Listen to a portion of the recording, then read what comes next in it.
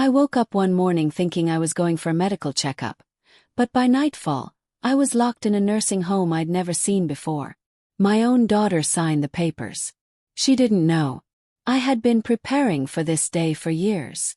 My name is Eleanor Hayes. I am 72 years old. People say I am too old to fight, too old to be strong, too old to win. But they don't know me.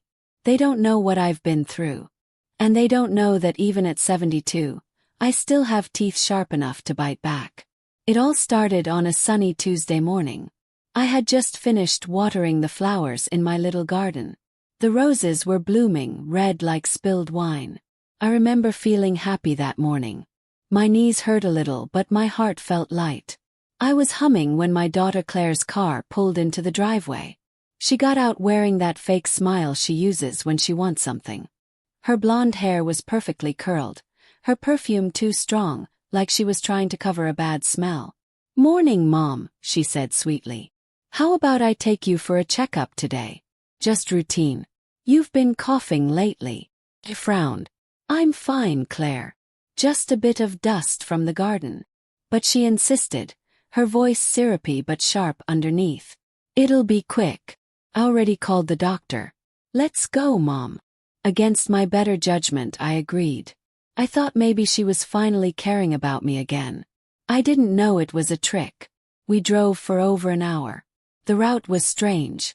We passed the clinic I usually go to and kept driving. My stomach began to twist. "Claire," I said slowly, "where are we going?" She kept her eyes on the road. "New place. Better doctors. You'll love it." When we pulled into the parking lot, my heart dropped. It wasn't a clinic. It was a large building with high fences and a big sign, Rosewood Nursing Home. I turned to her. "What is this?" She smiled, too wide, too fake. "It's for your own good, Mom. You'll be comfortable here." Before I could open the car door to leave, two women in uniforms approached, holding clipboards. "Mrs. Hayes?" one of them asked politely. "We've been expecting you." Expecting me. I was too shocked to speak as they guided me inside. My eyes darted everywhere. Clean walls, the smell of disinfectant, the sound of a television somewhere down the hall. My chest felt tight. "Claire, take me home," I whispered. But she leaned close, her breath warm in my ear. "You're staying here, Mom. It's already done."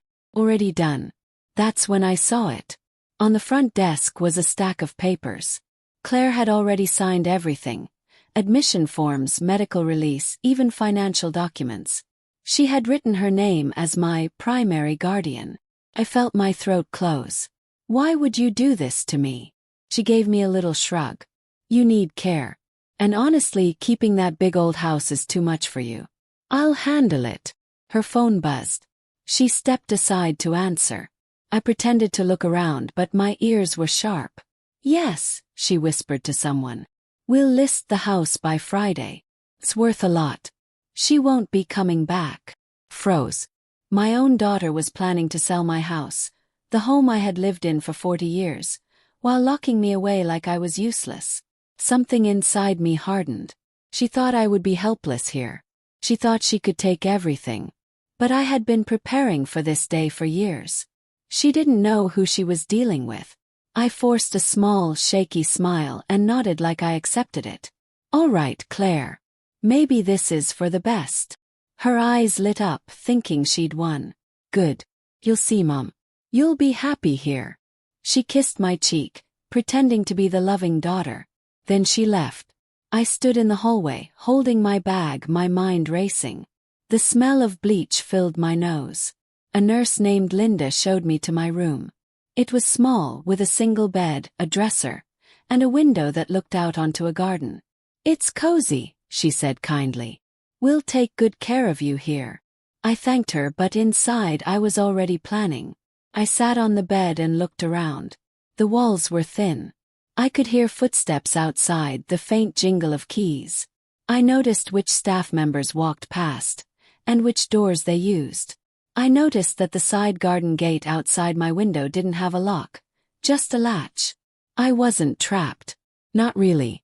That night I lay awake, staring at the ceiling. I thought of my roses, my warm kitchen, the sound of my old clock ticking. I thought of the secret safety deposit box I had in another city, the one Claire didn't know about. I thought of my old friend Margaret, who still had copies of my legal papers. Claire thought she had taken control, but she had just made the biggest mistake of her life. The next day I would begin my plan. The morning after Claire left me at Rosewood Nursing Home, I woke up to the sound of clattering dishes. Somewhere down the hall, a television was blaring the news. I sat up slowly, pretending my joints ached more than they really did. If they thought I was weak, they would never suspect I was planning anything. A cheerful nurse named Linda came in with breakfast: oatmeal, scrambled eggs and tea. "Good morning, Mrs. Hayes. Did you sleep well?" I forced a tired smile. "I suppose so, dear. Everything is new to me." She patted my shoulder. "You'll get used to it. We have activities today. Art class, bingo." I nodded, letting her think I was just another lonely old woman waiting for the day to pass. But my eyes were busy, taking in every detail of the room. The door didn't have a lock from the inside. The window latch was loose. I could see the garden again, and that same small gate with no padlock. After breakfast, I went to the recreation room. A few residents were painting, others were sleeping in armchairs. I shuffled slowly across the floor, my cardigan draped over my shoulders. But I wasn't looking at the paintings. I was watching the staff. I noticed 2 guards near the main door. They didn't check everyone, only visitors. The nurses had small key rings on their belts. There was a logbook where visitors signed in and out. I made mental notes of who had the loudest keys, who carried clipboards, who was distracted easily. When people looked at me, I smiled sweetly, even if I was screaming inside. That afternoon, I sat near the window in the hallway. From there I could see cars coming and going. Visitors left quickly. Some stayed barely 10 minutes. I noticed which cars belonged to the staff. The red hatchback was Linda's. The gray van belonged to the delivery man. It may have looked like I was just staring into space, but I was memorizing patterns. That night, lying in bed, memories started flooding back. I thought about the life I had before Claire decided to play God with me. People see a frail grandmother now, but years ago I was a businesswoman. I invested in real estate when I was in my 40s. I sold one property for triple its value, then quietly bought a small apartment in another state under a different name. Nobody, not even Claire, knew about it. I also had a safety deposit box at a bank in that same city. Inside were important documents. My real will, leaving nothing to Claire. Property deeds under my alias. A letter to Margaret, my lawyer friend, explaining exactly what to do if I ever disappeared. I had set it all up after my husband died, just in case someone tried to take advantage of me. I never thought it would be my own daughter. Days passed, and I kept up my act. I moved slowly, asked the nurses for help opening jars, pretended to forget what day it was.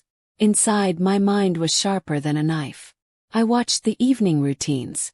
Dinner at 6 p.m., medication rounds at 7, lights out at 9. After 10, most of the staff went home, leaving only 2 night nurses. One evening, I asked Linda if I could have tea in the garden the next day. She smiled and said yes. I was already thinking, that unlocked garden gate might be my ticket out, but I needed more than just a gate. I needed an ally. That ally came sooner than I expected. One rainy afternoon, I was in the library corner, pretending to read a magazine. A young nurse named Jake walked in. He couldn't have been older than 30. He had kind eyes and a way of talking that made you feel safe. "Mrs. Hayes," he said, sitting beside me, "you're different from the others here." I raised an eyebrow. "Different how?" "You're too alert. Most residents here don't notice things the way you do. Yesterday you told me the exact time the delivery van arrived. Down to the minute." I laughed softly. Old habits die hard. He leaned closer, lowering his voice. "Be honest. Do you actually need to be here?" I looked into his eyes. I saw curiosity, maybe even a little rebellion. But I didn't tell him everything. Not yet. Let's just say, I whispered. My daughter thinks I do.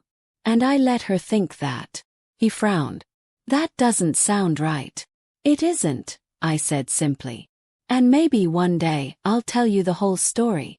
That night I lay awake, feeling something I hadn't felt in days, hope. I had an ally now. I didn't know how much I could trust him, but I could sense he wasn't like the others. Still, I had to be careful. One wrong move and Claire might find a way to lock me in here for good. So I continued my role. I smiled at everyone. I joined bingo. I painted ugly flowers in art class. But inside I was counting the days. I knew Claire would come back soon to check on me. I needed to be ready before she made her next move. Because when she came, I would be the one holding the winning card. The morning after my quiet talk with Jake, I noticed something. He looked at me differently now. Not as a patient but as someone with a secret. When he came to give me my medication, he didn't just hand me the cup. He bent slightly and whispered, "If you ever need something or someone, I'm here." That was my moment. I nodded and said softly, "All right, Jake, I'm going to tell you something. But if you repeat it to anyone before I say so, my life could get much worse." His expression turned serious. "I understand." I told him just enough to get him on my side. I didn't give him every detail, not yet, but I told him my daughter had put me here against my will, that she was planning to sell my house, and that I had no intention of staying locked away. Jake shook his head. "That's horrible and illegal. But I don't get it. Why pretend to be weak? Why not tell the staff?" I gave him a small smile. "Because if I tell the wrong person, Claire will find out before I'm ready. And right now she believes I'm harmless. That's my advantage." He leaned back thinking. "So, what's your plan?" "I need to contact an old friend of mine," I said. "Her name's Margaret. She's a retired lawyer, and she knows everything about my finances. And my real will. But I can't use the phone here. Claire might be monitoring calls." Jake looked over his shoulder then whispered, "I can make a call for you on my lunch break. No one will know." I almost smiled but I kept my voice calm. "That would be very helpful, Jake." The next day he came back with a small scrap of paper. "I called her," he said. "She sounded sharp. Asked a lot of questions about you. She said she's driving here tomorrow." My chest tightened, not from fear but relief. "You're a good man, Jake," I said. When Margaret arrived, she didn't come in as a visitor. She came in as if she was there on official business. Her gray hair was neatly tied back, and she wore a dark suit with flat shoes. She looked like a woman who had never lost an argument in her life. She signed in at the front desk, then found me in the garden. "Eleanor," she said quietly as we hugged, "I've been waiting for your call." We sat on a bench by the roses. I told her everything. Claire's betrayal, the overheard phone call, my observations in the nursing home. Margaret listened without interrupting, her eyes cold with controlled anger. "She's crossed the line," Margaret said finally. "I have all the paperwork ready. The deeds, the will, the bank transfers. Everything is secure. She won't get a cent." A small laugh escaped my lips. "She thinks she's days away from selling my house." Margaret's mouth curved into a thin smile. "Then let's make sure those days end badly for her." Over the next week, I gathered little pieces of information.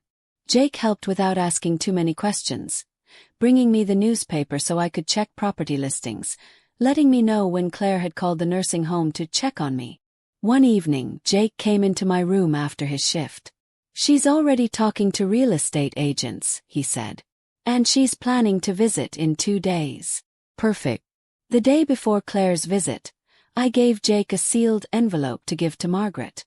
Inside were notes I had written, details about what I'd overheard, names of the real estate agents, even the exact words Claire had used on the phone. The trap was ready. Claire arrived the next morning in a bright yellow dress, her smile wide enough to hide a knife. "Mom," she said loudly, "how are you settling in? Isn't it lovely here?"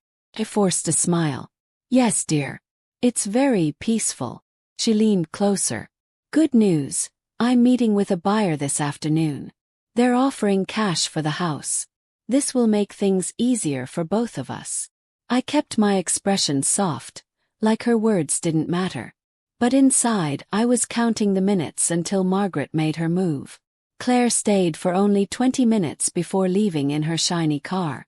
She had no idea she was driving straight into a storm.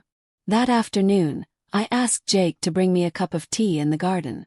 10 minutes later he returned, and I could tell by his face that the storm had hit. "They're at your daughter's house right now," Jake whispered. "2 police officers. And that friend of yours, Margaret, is with them." I felt my heart beat slow, like everything was finally falling into place. "They froze the sale of the house," Jake continued. "And she's under investigation for elder abuse and fraud. Apparently, Margaret had all the documents ready. Your daughter's not smiling anymore." For the first time since Claire had driven me here, I laughed. A real deep laugh that made Jake grin. That night, I sat in my room, the window open, the scent of the garden drifting in. I imagined Claire's face when the police showed up. The confusion, the denial, the panic when she realized she wasn't in control anymore. She thought she had trapped me. But I was the one who had set the trap. And now, she was the one caught in it. The morning after Jake brought me the news, I woke up feeling lighter than I had in weeks. The air felt different. The walls didn't seem to press in on me anymore. 'Cause I knew. I was leaving. I sat on the edge of the bed, smoothing the blanket, when Jake walked in with a grin. "Today's the day," he whispered. "Margaret's outside. She's handling all the paperwork with the front desk right now. You're free to go." Free. That word had never tasted so sweet. I didn't take much with me. Just my small suitcase, the one I'd brought here on that awful first day, and a few personal things. My favorite cardigan, a photo of my late husband, and the little gold locket I'd worn since my wedding day. When I stepped into the hallway, a few of the residents waved goodbye. Some looked surprised. Others looked envious. Linda, the kind nurse who had been so gentle with me, gave me a hug. "We'll miss you, Mrs. Hayes. Take care of yourself." Smiled. "Thank you, Linda. And take care of that garden. The roses need love." Outside the air was fresh and cool. A sleek black car waited by the curb. Margaret stood beside it, her posture straight, her expression victorious. "You're looking well," she said as she opened the door for me. "I'm feeling better than I have in years," I replied, sliding into the leather seat. As the car pulled away, I didn't look back. Rosewood Nursing Home was behind me, and so was the shadow Claire had tried to trap me under. We drove for nearly 2 hours, the city melting into smaller towns, then into the wide, open road. Finally we reached the coast. The salty air drifted through the open window, carrying with it the cry of seagulls and the sound of waves. The car turned down a quiet street lined with palm trees and flowering shrubs. At the end stood a tall, white building with balconies overlooking the ocean. "My building." Margaret grinned at my stunned expression. "Still as beautiful as when you bought it." I had purchased the condo 5 years ago under the name Helen Morris, my other self that Claire knew nothing about. I'd furnished it quietly, paid the bills without leaving a trace in my main accounts, and kept the keys hidden in my safety deposit box. When I stepped inside, the ocean breeze welcomed me. The walls were painted a warm cream, the floors polished wood. Large glass doors opened to a balcony with a view so stunning, it felt like freedom itself. I walked out onto the balcony and let the wind play with my hair. The waves crashed below, powerful and endless. For the first time in weeks, I took a deep, unhurried breath. "I could get used to this," I said. Margaret chuckled. "You deserve it." And as for Claire, well, she's busy right now. Very busy. Later that afternoon, Margaret handed me an envelope. "This is for her." Inside was a letter I had written the night before. My handwriting was steady, my words sharp and clear. "Claire, you put me in a nursing home thinking you could take everything I had. You thought I was weak, easy to discard. But you were wrong. The house is no longer yours to sell. The bank accounts are gone. My will has been changed for years, you were never in it. Every penny I own is safe, and you will never touch it. Enjoy the empty house. I already sold it to someone else. Do not contact me. You lost that right the day you betrayed me. Eleanor Hayes. Margaret promised to have it delivered to her that evening. 2 days later, Jake called me from the nursing home. He sounded amused. You should have seen her face, Mrs. Hayes. She opened that letter in the parking lot and just froze. Then she started shouting into her phone. She's in real trouble now. The police are still investigating her. I thanked him, feeling a deep satisfaction settle in my chest. Claire had wanted me to be forgotten. Instead, she would be remembered for all the wrong reasons. That night, I sat on my balcony with a cup of tea. The ocean spread out before me like a painting. The moonlight glittered on the waves. I thought of my roses back home, the life I had built, the quiet strength I had carried through every trial. People think revenge has to be loud, explosive, and messy. But I had learned that the best revenge is calm, deliberate, and final. Claire had taken my trust and tried to bury me in a place where she thought I'd fade away. But I didn't fade. I bloomed. And now I was exactly where I wanted to be. Free, safe, and untouchable. I took another sip of tea and smiled. Game over.